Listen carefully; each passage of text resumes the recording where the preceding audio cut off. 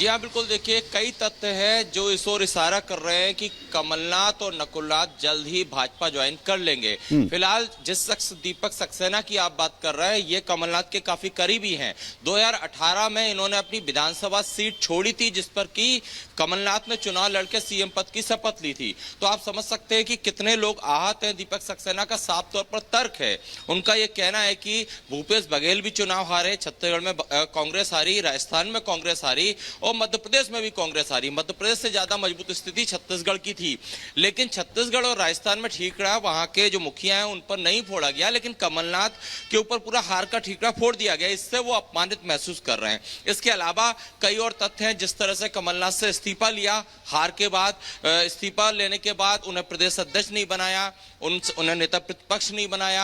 अभी राज्यसभा सीट की बात की जाए तो अशोक सिंह को प्रत्याशी बना दिया गया। इन सब चीजों से कहीं ना कहीं कमलनाथ आहत है, ये बात दीपक सक्सेना कह रहे हैं। और दूसरी बात ये कमलनाथ कांग्रेस के मंजे हुए खिलाड़ी हैं। 40 साल से ज्यादा का समय उन्हें राजनीति में हो चुका है, केंद्रीय मंत्री रह चुके। तो जिस तरह के जो मूवमेंट हो रहे हैं पिछले कई दिनों से, वो अचानक लिए गए फैसले नहीं है। देखिए, 5 दिन का प्रोग्राम था कमलनाथ का, वहां पे वो जिस तरह से एक फेयरवेल स्पीच होती है, उस तरह से अपने कल के लास्ट जो प्रोग्राम है उसमें जो चौथे दिन का प्रोग्राम है, वहां पर ये कहकर भोपाल और फिर दिल्ली के लिए निकलते हैं कि छिंदवाड़ा का विकास अंतिम सांस तक करते रहेंगे। बिल्कुल सत्य विजय, अहम जानकारी दे रहे हैं आप। यानी कि यह अहम हो जाता है कि जिस तरीके से हार का ठीकरा फोड़ा गया वो कारण है, या फिर राज्यसभा की कुर्सी जिसके चलते कमलनाथ को लेकर हलचल तेज है। हालांकि इस बीच रुक करते हैं बड़ी खबर का, जो कि आ रही कांग्रेस एमएलए को लेकर। कांग्रेस एमएलए ओमकार ने बड़ा बयान दिया है और ये कहा है कि इस पूरे अफवाह को लेकर के, इस पूरी खबर को लेकर के कमलनाथ अपना रुख स्पष्ट करे, ताकि जिस तरीके से जो अटकलें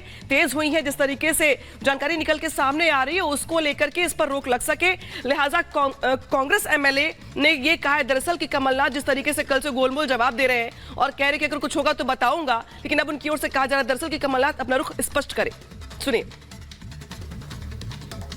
निश्चित रूप से अगर ऐसी कोई भ्रामक जानकारी है तो हम माननीय कमलनाथ जी से अनुरोध करते हैं कि आप आकर अपना इस विषय में स्पष्ट अपनी दिशा को लोगों तक पहुंचाएं, ताकि जो ये भ्रामक जानकारी फैल रही है उसमें विराम लगे।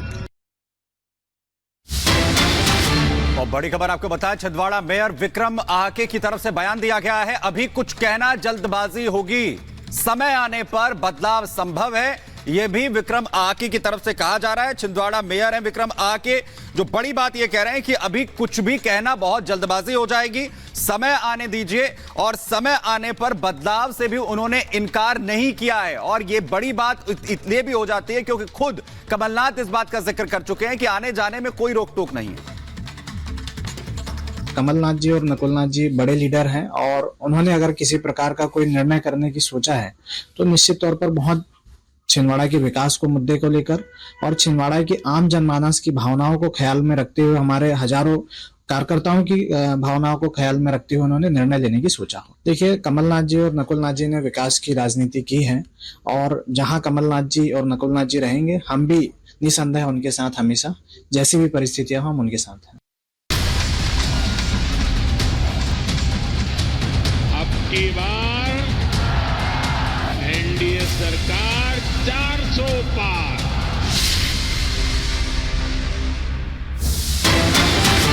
दिल्ली से, जहां पर दिल्ली से भारत मंडपम में बीजेपी का राष्ट्रीय अधिवेशन का आज दूसरा दिन है। दूसरा दिन काफी अहम, क्योंकि कुछ देर में पहुंचेंगे पीएम मोदी और आज पीएम मोदी का राष्ट्रीय अधिवेशन को लेकर संबोधन होगा। बड़ी बात यह भी है कि आज विपक्ष के खिलाफ प्रस्ताव भी आ सकता है। कुछ देर में पीएम मोदी पहुंचने वाले हैं, पीएम मोदी का संबोधन होगा। तो बेशक आगामी चुनाव को लेकर पीएम मोदी आज नेताओं कार्यकर्ताओं को जीत का मंत्र देंगे। लिहाजा आज पीएम मोदी का संबोधन काफी अहम हो जाता है। और देखिए, बड़ी खबर आ रही है, जब पीएम मोदी पहुंच गए भारत मंडपम में, आज राष्ट्रीय अधिवेशन का दूसरा दिन है, जब पूरे देश भर से 11,500 से ज्यादा कार्यकर्ता, नेता, पदाधिकारी मंडपम में मौजूद हैं। लिहाजा आज पीएम मोदी भी पहुंच चुके हैं भारत मंडपम में। देखिए, तस्वीरें आप टीवी स्क्रीन पर आ गई हैं आपके। जिस तरीके से आज अधिवेशन का सेकंड डे है, महत्वपूर्ण दिन इसलिए भी क्योंकि आज कई अहम प्रस्ताव लाने के साथ साथ पीएम मोदी का संबोधन भी होगा और सबकी निगाहें पीएम मोदी के संबोधन पर लगी हुई हैं, क्योंकि यह माना जा रहा है कि आज का पीएम मोदी का संबोधन आगामी चुनाव को लेकर काफी अहम हो जाता है। सुमित, 400 प्लस पर यह महामंथन है, आखिर कैसे उस आंकड़े तक पहुंचना है, इसका क्या वो गुरु मंत्र होगा, वो महामंत्र होगा जो प्रधानमंत्री नरेंद्र मोदी तमाम पदाधिकारियों और साथ ही तमाम कार्यकर्ताओं के साथ साझा यहां पर करेंगे, और वो तमाम विकास की योजनाएं जो पिछले 10 सालों में मोदी सरकार की तरफ से लाई गई हैं, उन्हें जन जन तक पहुंचाना, कैसे हर एक व्यक्ति उसका लाभार्थी हो सके, इसके तमाम प्रयास, और इसी अधिवेशन के जरिए, इस बैठक के जरिए इसकी एक कोशिश यहां पर की जा रही है। वैभव हमारे सहयोगी लगातार यहां पर नजर बनाए हुए हैं, ग्राउंड जीरो पर है, सीधा उनका रुख कर रहे हैं। वैभव, आज का दिन कितना महत्वपूर्ण होने वाला है, क्योंकि आज प्रधानमंत्री नरेंद्र मोदी का खुद भी संबोधन यहां पर होगा, और वो जो जीत का मंत्र बार बार कहा जा रहा है 400+ को लेकर, वो जब डिलीवर करेंगे।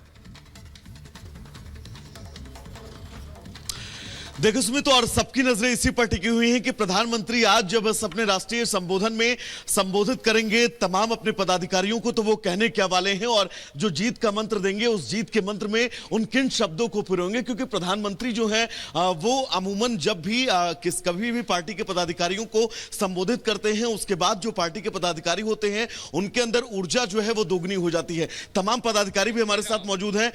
सर, जिस मिशन को लेकर बीजेपी इस बार चल रही है, मुश्किल थोड़ा सा जरूर है, लेकिन कितनी उम्मीदें और कितनी मेहनत आप लोग करने वाले? मुझे तो बिल्कुल मुसीबत दिखाई नहीं दे रही। साफ साफ है कि नरेंद्र मोदी ये देश के बहुत ही बड़े नेता है और पूरे विश्व में विश्व नेता कहलाते हैं। तो भारत में इस बार तो 400, तो क्या प्रॉब्लम? मुझे तो कोई मुसीबत नजर नहीं है। सांस्कृतिक विरासत को संरक्षित और संवर्धित करने में हमारी सरकार ने अभूतपूर्व तथा उल्लेखनीय सफलता प्राप्त की है।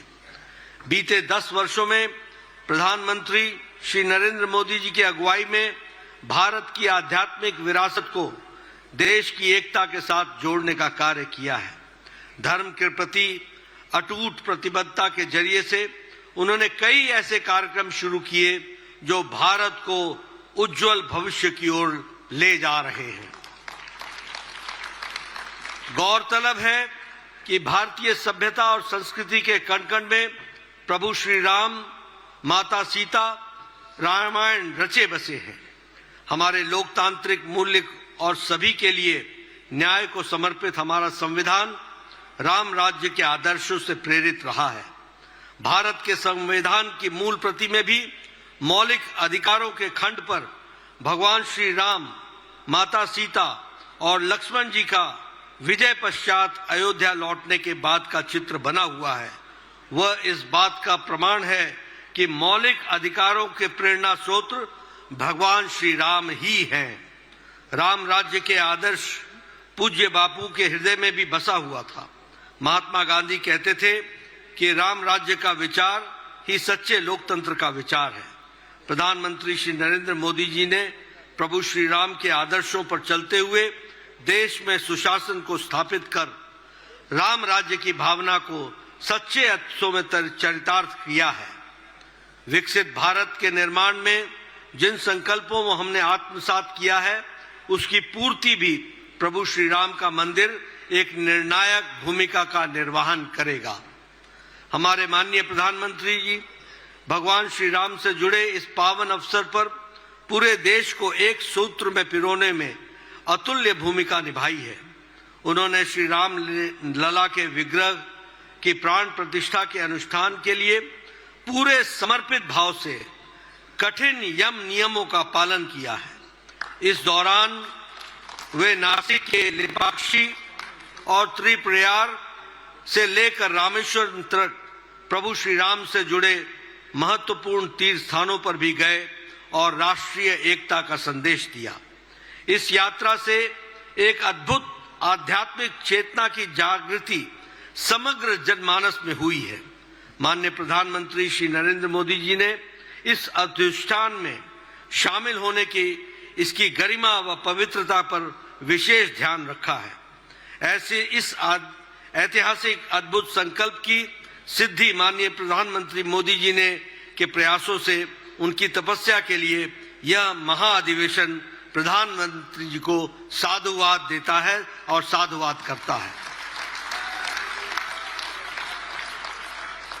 आज देश हर्षित है, राममय है, राम की ऊर्जा है, राम का तेज है, देश के मन मंदिर में विराजित हो गया है।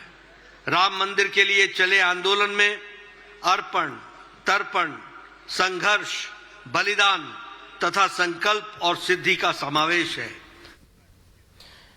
तो सुन रहे थे आप जेपी नड्डा को। अब सीधे रुख करते हैं ग्राउंड जीरो का मैसेज जुड़ गए हैं हमारे सहयोगी वैभव जेपी नड्डा को सुन रहे थे हम, लेकिन इससे ज्यादा अहम हो जाता है पीएम मोदी का वो संबोधन जिसको सुनने के लिए, समझने के लिए तमाम जो कार्यकर्ता और जो नेता है वो पहुंचे हुए हैं। कितनी देर में शुरू हो जाएगा पूरा का पूरा पीएम मोदी का संबोधन, और क्या कुछ देख पा रहे हैं आप वहां पे? और जिस तरीके से अगर देखा जाए जो भगदड़ मची हुई है कांग्रेस में, उसको देखकर पीएम मोदी का इस बार, अब की बार 400 पार वाला जो नारा है ज्यादा बुलंद होता दिखाई दे रहा है। बिल्कुल, एक तरफ कांग्रेस के खेमे में जैसा कि आपने जिक्र किया भगदड़ मची हुई है, लेकिन दूसरी तरफ उससे बहुत परे बीजेपी के इस राष्ट्रीय अधिवेशन में देश भर के कोने कोने से तमाम पदाधिकारियों के जो पहुंचने का सिलसिला है वो लगातार जारी है। आप देख सकते हैं देश भर के कोने कोने से जितने भी पार्टी के कार्यकर्ता हैं वो पहुंच रहे हैं। सबसे अहम यह है सर, मैं आपसे जानना चाहूंगा, मिशन जो इस बार आप लोग लेकर चल रहे हैं वो कितना आसान है? किन किन चुनौतियों का सामना आप लोगों को करना पड़ सकता है जब ग्राउंड पर पहुंचेंगे? इस समय तो कोई विरोध में है ही नहीं। जितनी साफ सुथरी छवि माननीय प्रधानमंत्री जी की और देश में इस सरकार की बनी हुई है, खास तौर पे जो कोविड की मैनेजमेंट को ले लें, स्वास्थ्य सेवाओं को ले लें, ग्रामीण अंचल में जितने काम हुए हैं, इन सभी सेवाओं को लेकर लोग जो है वो खुश हैं।